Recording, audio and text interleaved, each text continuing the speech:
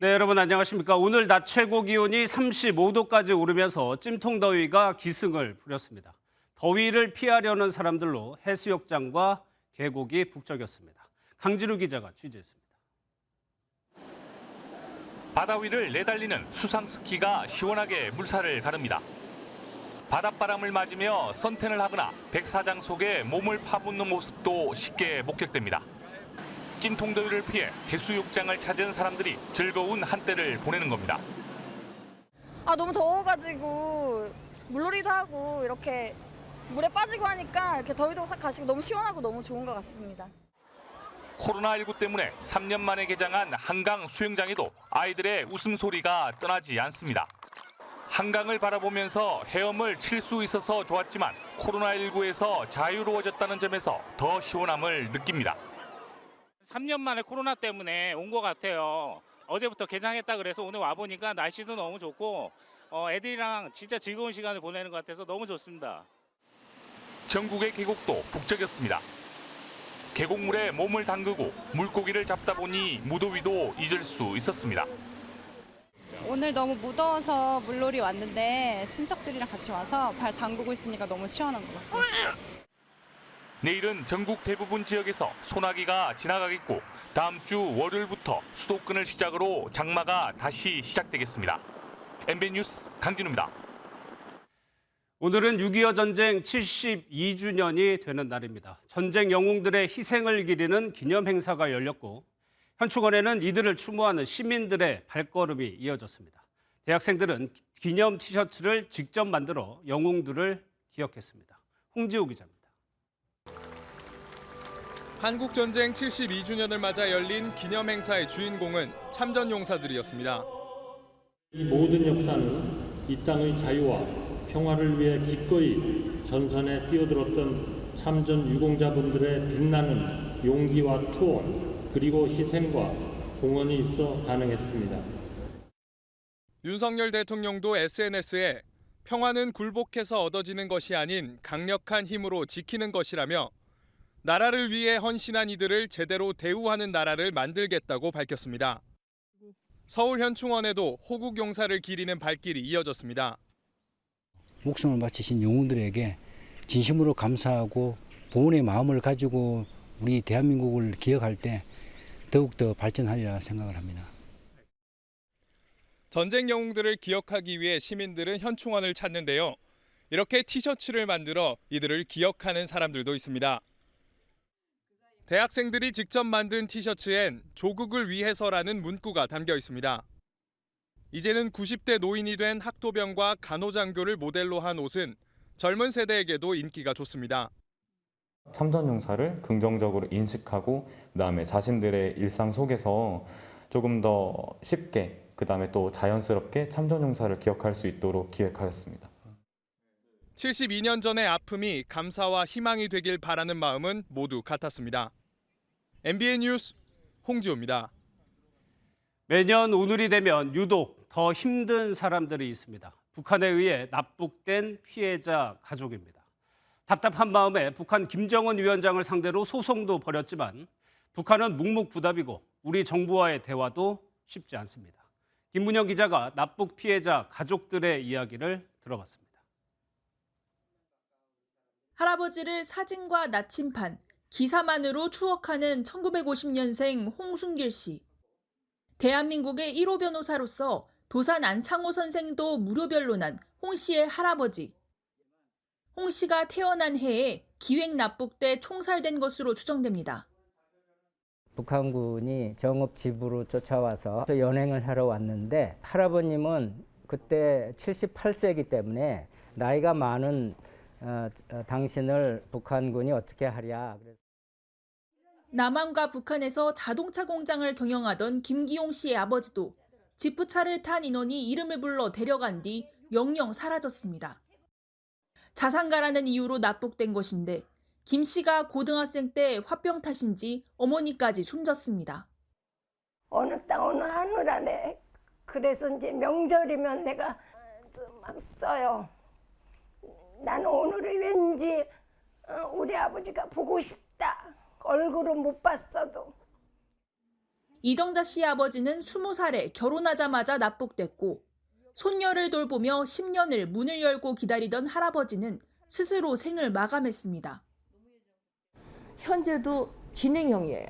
왜냐하면 자손들이 지금도 다 고통을 받고 있잖아. 정말로 그 당시에 연좌제법에 걸렸던 사람들은 아무것도 못했어요. 그런데 거기에 대한 거는 단 한마디 우리 정부에서는 언급도 하지 않잖아요. 이들은 납북을 인정하거나 생사 확인조차 해주지 않는 북한 김정은 국무위원장을 상대로 한 손해배상 소송을 벌여 최근 승소했습니다. 다만 직접 배상받을 가능성은 희박합니다. 이분들의 한을 풀어 드려야지 되고 북한과 김정은을 우리 법정에서 피고로 세워서 재판권을 행사했다 하는데 의미가 있고 추징금 소송을 제기해서 진행 중에 있다. 한 가지 진척된 건 납북 피해 가족자들이 바라는 대로 진상규명 등을 요구할 수 있는 UN 강제실종 방지 협약에 가입안이 최근 국무회의를 통과했다는 건데 국회의 동의를 받아야 발효됩니다. 한국전쟁 기간 납북자는 10만여 명, 전후 납북자도 3,800여 명 가운데 516명이 아직 북한에 남아있는 것으로 추정되는 가운데 북한은 인정하지 않고 있습니다. 정부도 전쟁 기간 납북자의 명단은 결정하면서도 보상은 나몰라라면서 가족들만 애타고 있습니다. MBN 뉴스 김문영입니다. 이준석 국민의힘 대표의 윤리위원회 징계를 앞두고 윤석열 대통령과 이 대표가 만찬 회동을 했다는 보도가 나왔습니다. 그런데 양측의 설명이 엇갈립니다. 대통령실은 회동 사실을 부인했고 이 대표는 여지를 남겼습니다. 주진희 기자입니다. 이준석 국민의힘 대표의 성상납 증거인멸 교사 의혹에 대한 윤리위가 열린 것은 지난 22일. 그런데 그 직전인 이달 중순쯤 윤석열 대통령과 이 대표가 비공개 만찬을 하며 서해 공무원 피살 사건 등을 논의했다는 보도가 나왔습니다. 이후 현안 논의를 위해서 2차 만남도 추진됐지만 회동 몇 시간 전 대통령실의 취소 통보로 무산됐다는 내용도 있었습니다. 당내 갈등에 선을 긋는 모습입니다. 이준석 대표 징계 등 당내 갈등이 좀 심한 상황인데요. 당무에 대해서는 대통령이 언급할 사안이 아니고요. 회동 시점이 윤리위 개최 직전이라 다양한 해석이 나왔는데 대통령실은 사실이 아니라며 만찬 회동 보도 자체를 부인했습니다. 반면 이준석 대표는 여지를 뒀습니다. 상시적인 소통을 하고 있습니다. 그래서 대통령의 일정을 제가 공개할 수는 없는 겁니다. 그건 대통령실에 문의하시면 될 것 같습니다. 양측 설명에 미묘한 온도차가 감지되면서 당내 갈등에 거리를 두려는 대통령실 상황이 반영된 게 아니냐는 해석도 나옵니다. MBN 뉴스 주진입니다. 더불어민주당은 이재명 의원의 당대표 도전 여부가 최대 관심사입니다. 당내 격론이 이어지고 있지만 이 의원은 경제 극복 메시지를 낼 뿐 출마 여부에는 묵묵부답이죠. 당내에서 비판 목소리 나오고 있습니다. 이어서 정설민 기자입니다. 8월 당대표 선거에 나서지 말라는 압박에 즉답을 피하는 이재명 더불어민주당 의원. 조별 토론에서 불출마 얘기가 나왔다는. 경제위기 극복 방안이나 한번 깊이 있는 논의가 있었으면 좋겠다는 생각. 당내 정쟁에는 거리를 두면서 경제 위기 극복 메시지를 내며 정부에는 각을 세웠습니다. 이 의원은 SNS를 통해 삼고 때문에 민생이 심각한 타격을 받고 있다며 할 수 있는 일부터 해나가자며 정부를 압박했습니다. 그러면서 한시적 공매도 금지로 개인 투자자들이 숨쉴 공간을 열어주고 유류세 한시적 중단으로 급한 불을 끄자고 제안했습니다. 적극적으로 민생 문제 해결에 나서는 모습을 부각시키려는 의도로 보이는데 당내에서는 쓴소리도 나왔습니다.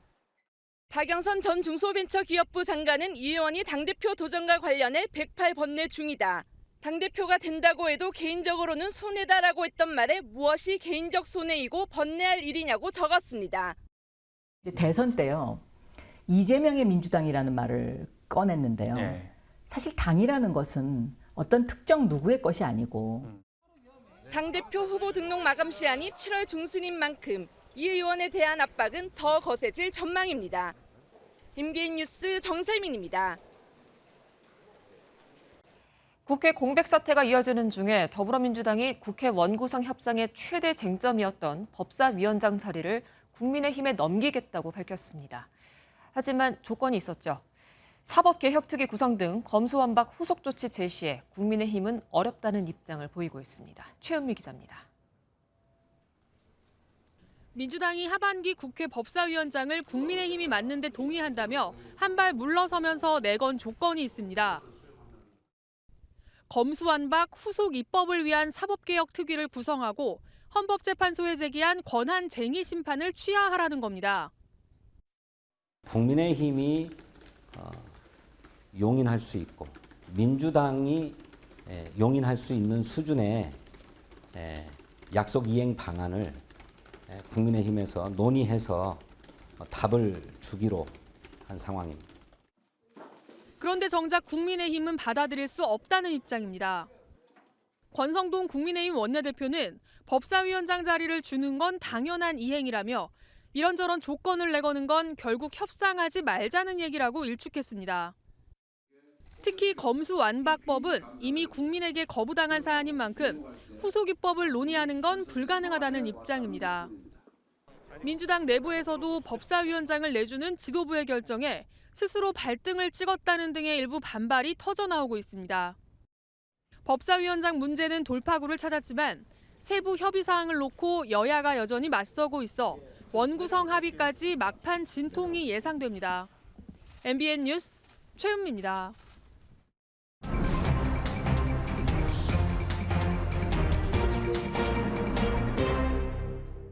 네, 정치톡톡 노태영 기자 나와 있습니다. 노 기자, 윤석열 대통령이 52시간 근무 개편 관련해서 혼선이 좀 있었어요. 어제도 대통령실 얘기했고 오늘 또 대통령실이 해명 자료를 내놨습니다. 네, 그렇습니다. 주 52시간제를 주간 단위에서 월간 단위로 유연하게 적용하겠다는 고용노동부 발표가 그제 있었습니다. 그런데 윤 대통령은 대통령실 출근길에 기자들 질문을 받고 보고를 받지 못했다고 말해 혼선이 빚어졌었는데요. 내가 어제 보고를 받지 못한 게 아침에 언론에 나와서 아직 정부의 공식 입장으로 발표된 건 아닙니다. 네, 이를 두고 대통령실은 오늘 재차 윤 대통령의 발언이 신문에 집중 보도된 주 52시간 근로제의 월 단위 전환 내용이 확정된 정부 방침이 아님을 밝힌 것이라고 설명했습니다. 어제 같은 내용으로 해명했지만 많은 언론이 정부 내 소통 문제가 발생했다고 지적하자 이를 수습하기 위한 차원으로 보입니다. 그러면 노 기자, 정부가 52시간 근무를 개편하겠다. 이 정책 방향은 맞는 거예요? 네, 윤 대통령은 대선 과정에서부터 그런 거에 대해서 거듭 밝혀온 바가 있습니다.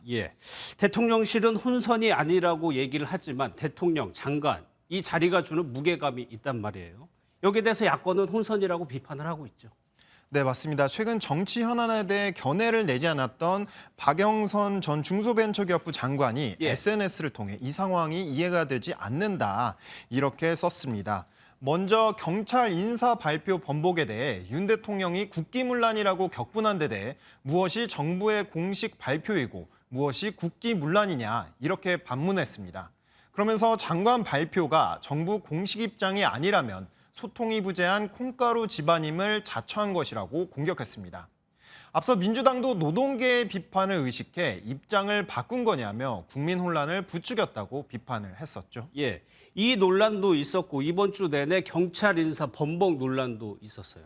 이 부분이 영향을 미쳤을까요? 윤 대통령의 지지율이 떨어졌어요. 네, 맞습니다. 한국갤럽이 지난 21일에서 23일까지 4일간 조사한 결과 윤 대통령이 잘하고 있다, 이렇게 응답한 비율이 47%로 나타났습니다. 2주 전 같은 조사에서 53%였던 긍정평가가 지난주에는 49%로 4%포인트 떨어졌고 이번 주에도 2%포인트 하락한 겁니다. 긍정평가 이유로는 소통이 7%, 경제, 민생이 6%, 결단력, 추진력, 뚝심이 5%로 꼽혔습니다. 잘못하고 있다는 응답은 38%로 2주 전 조사의 33%에서 지난주 38%로 5%포인트 올랐고 이번 주에는 같은 수치를 유지했습니다. 부정평가 이유로는 인사 문제가 13%로 가장 많았고 경제와 민생을 살피지 않는다. 이런 응답이 11%로 그 뒤를 이었습니다. 예, 전직 대통령 소식도 한번 살펴보겠습니다. 문재인 전 대통령이 SNS를 재개하겠다는 소식이 있었는데 사진이 여러 장 올라왔나 봐요. 네, 문재인 전 대통령이 인스타그램에 어제 하루 동안만 모두 5건의 게시물을 연달아 게재했습니다. 가장 눈길을 끄는 건 먹방 사진이었습니다.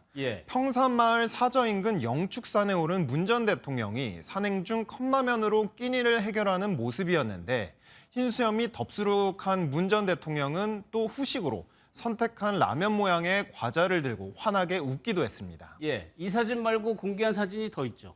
네, 여러 사진이 있는데요. 그중에서도 부인 김정숙 여사와 나란히 앉아 휴식을 취하는 사진도 있었습니다. 사진에는 함께하는 산행이라는 설명과 함께 럽스타그램이라고 하나요? 이런 해시태그를 달기도 했습니다.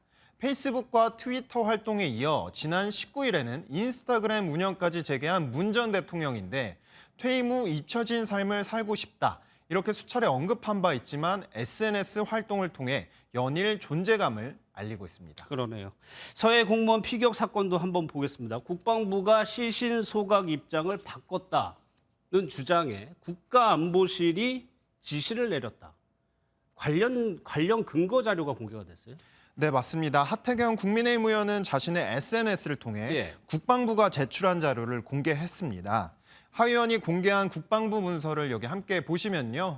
안보실 지침에 따른 입장 변경 부분에 국방부는 청와대 안보실로부터 서해 공무원 피살 사건에 대한 주요 쟁점 답변 지침을 하달받았다고 적혀 있고 이에 따라 국방부는 시신을 불태우는 만행을 확인이라는 입장에서 시신 소각이 추정되며 공동조사가 필요로 조정된 입장을 설명했다고 명시돼 있습니다.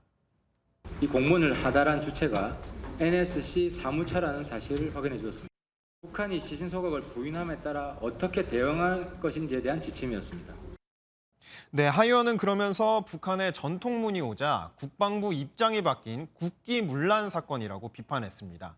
반면 민주당은 하 의원을 향해 피살 사건이 무조건 월북 조작이어야 한다는 확증 편향을 국민에게 강요하지 말라고 맞받았는데요.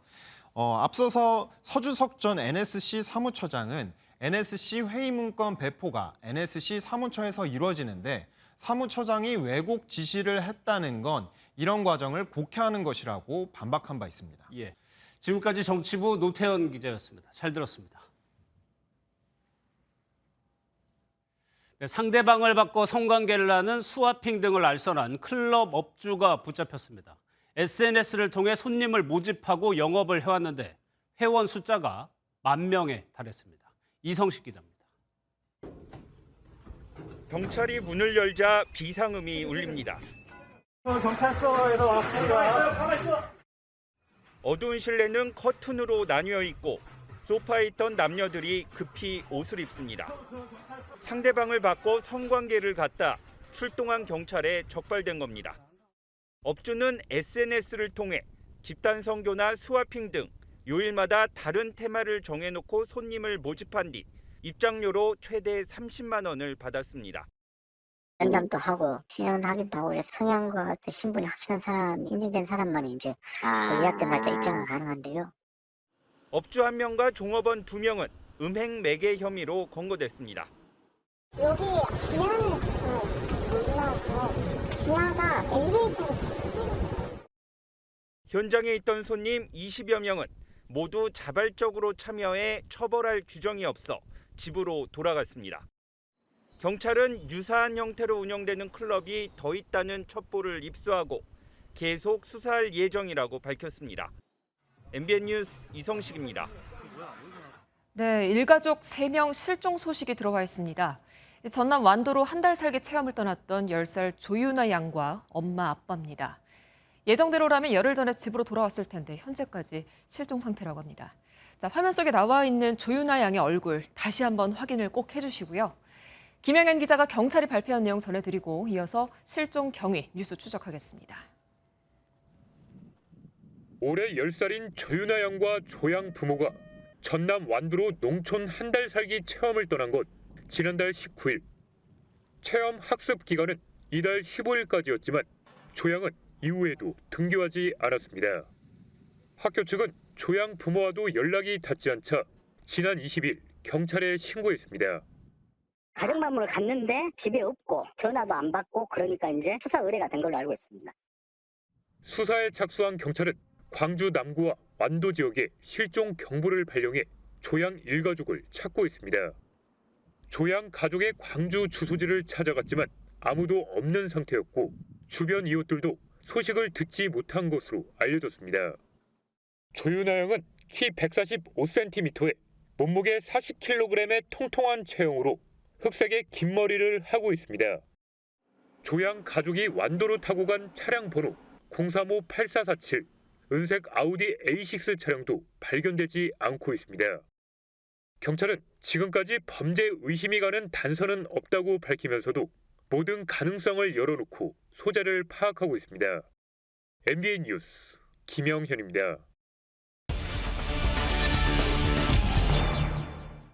오늘 이 사건을 취재한 추성남 기자와 뉴스 추적해 보도록 하겠습니다. 추 기자, 사건의 처음으로 한번 돌아가 보자고요. 이 가족들이 한 달 살기 체험을 떠난 게 정확히 언제입니까? 일단 현재까지 언론에 알려진 바로는 예. 지난달 19일 전남 완도군으로 떠났다는 보도가 계속 나오고 있습니다. 예. 그런데 제가 좀 취재를 해보니까 이 경찰이 이 조양 가족의 차량이 이 완도군으로 들어간 날을 예. 이 19일이 아니고 열흘 뒤인 지난달 29일이라고 지금 판단을 하고 있습니다. 예. 그 내용 먼저 좀 들어보시죠. 29일 날 들어온 게 보이니까 29일 날부터 이렇게 탐문을 한 거고 그 전에 들어온지 안 들어온지 그걸 확인을 안 했습니다. 신지로 들어온 게 잡혀 CCTV상에. 그러니까 19일 날 떠난 것으로 알려져 있는데 완도에 입도한 것은 29일이다. 그러면 그 10일 정도의 공백이 생기는 거네요? 네, 그렇습니다. 10일간의 공백이 생기긴 하는데 이 5월 19일부터 체험을 하겠다고 이 학교 측이 알렸다고 해서 반드시 그날 완도군으로 들어가라는 법은 없습니다. 그렇죠. 예. 일단 그 경찰이 지난달 31일에 이 조양 가족의 휴대전화 신호와 차량이 완도군 신지면에서 움직였다는 사실도 확인을 했습니다. 31일요, 31일. 핸드폰하고 자동차. 셋 다 나오죠. 31일 이후로는 지금 탐문 중에 있습니다. 그러면 정리를 해보면은 일단 3일 정도는 완도에 머문 걸로 보여요. 경찰이 여러 가지 가능성을 두고 조사하는 걸로 알고 있는데 먼저 사고 가능성 어떻습니까? 이 조양 가족이 이 한 달 살기에 나선 이 완도군 신지면은 관광지입니다. 예. 그 명사심리 등 해수욕장이 굉장히 많고 요즘처럼 이 날이 더워지면 휴가를 오는 경우도 많은데요.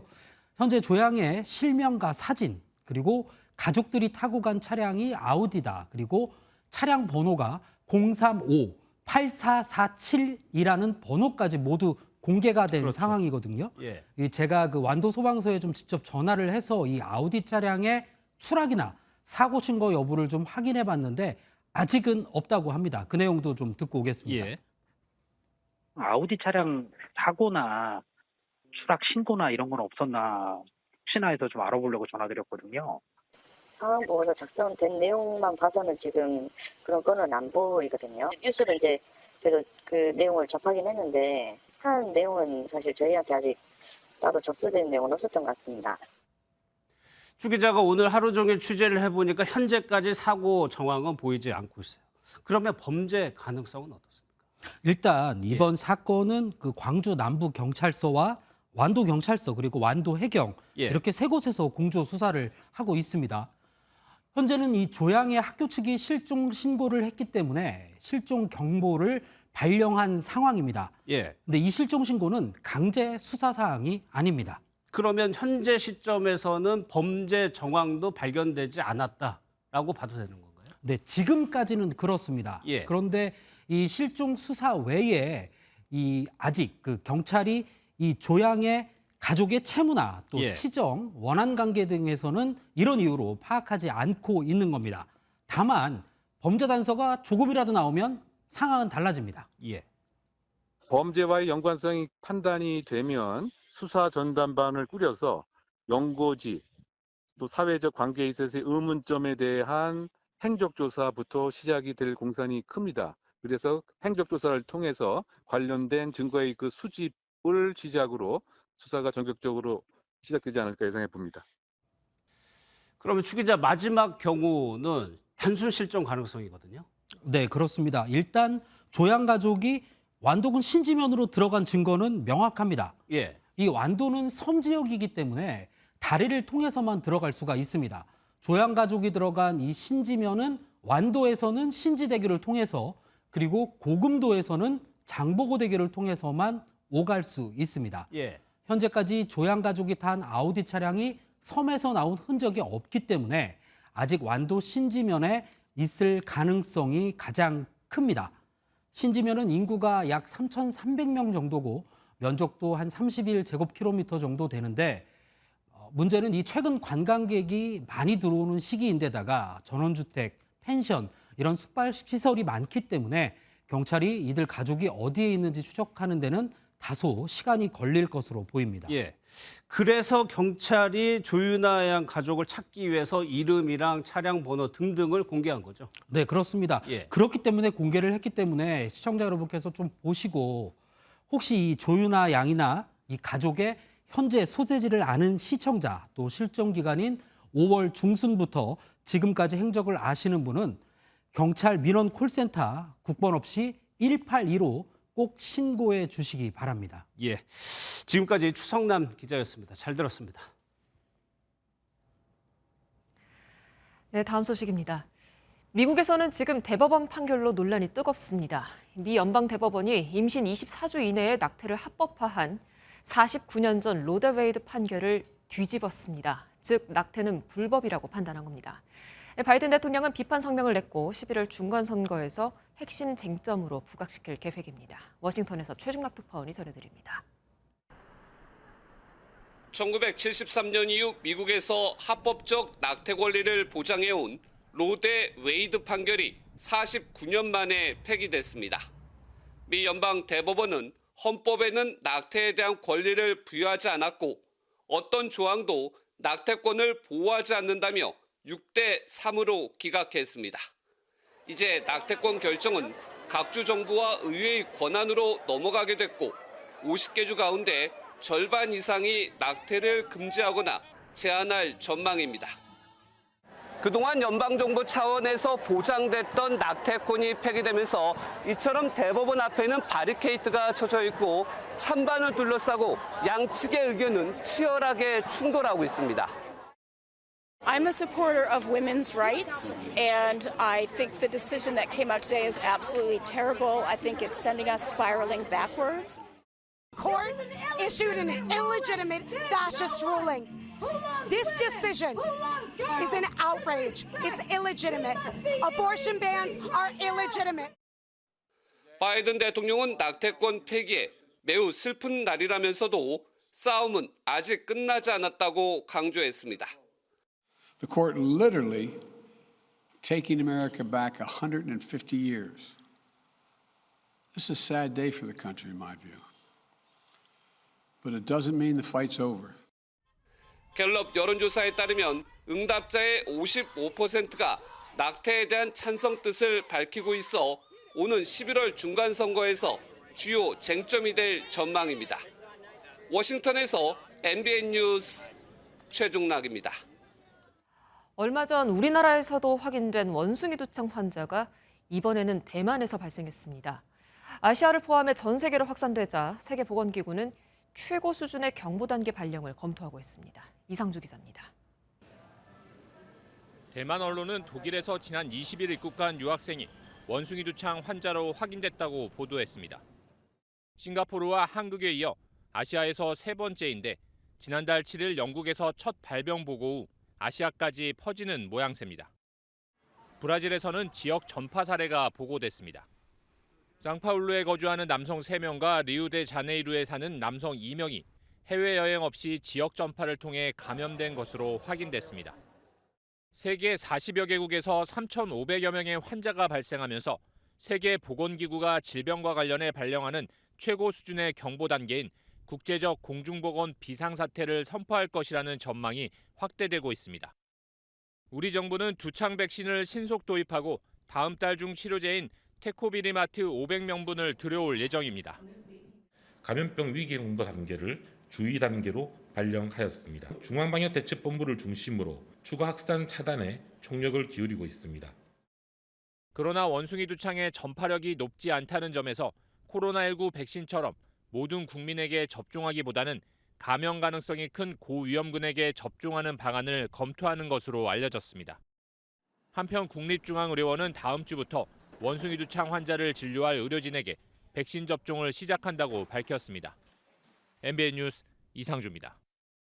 네, 기름값 정말 무섭습니다. 전국 휘발유 가격이 7주 연속 상승세로 연일 최고치를 기록하고 있습니다. 정부가 7월 1일부터 유류세 인하폭을 법정 최고 수준인 37%로 확대하는데요. 상승세가 잡힐지 주목됩니다. 안병국 기자입니다. 세종시의 한 주유소. 리터당 휘발유 판매 가격은 2,127원, 경유는 2,149원으로 계속 상승하고 있습니다. 주유소를 찾은 시민의 표정은 어둡습니다. 체감상으로는 일주일에 한 2, 3만 원이 더 올라간 것 같아요. 또 일부러 버스를 일주일에 한 번 이상은 타는 것 같아요.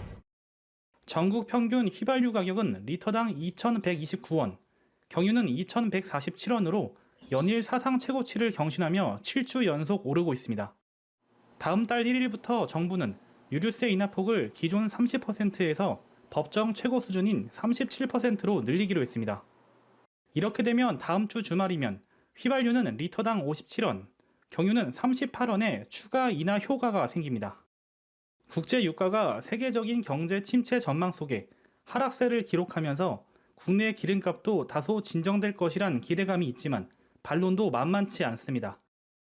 일시적으로 주춤하는 현상이 나타나고 있어서 이후의 상황에 대해서를 충분히 안정화됐다고 보기에는 어려움이 있는 것으로 생각됩니다. 정부는 유류세 인하의 실효성을 위해 업계의 담합 여부도 점검한다는 방침입니다. 정유업계의 담합 등 불공정 행위 여부를 점검하고 주유업계에 대한 현장 점검도 강화하겠습니다. 국회에서는 유류세 법정 최대 인하폭을 50%로 확대하는 내용의 관련법 개정안이 발의된 상황입니다. MBN 뉴스 안병욱입니다.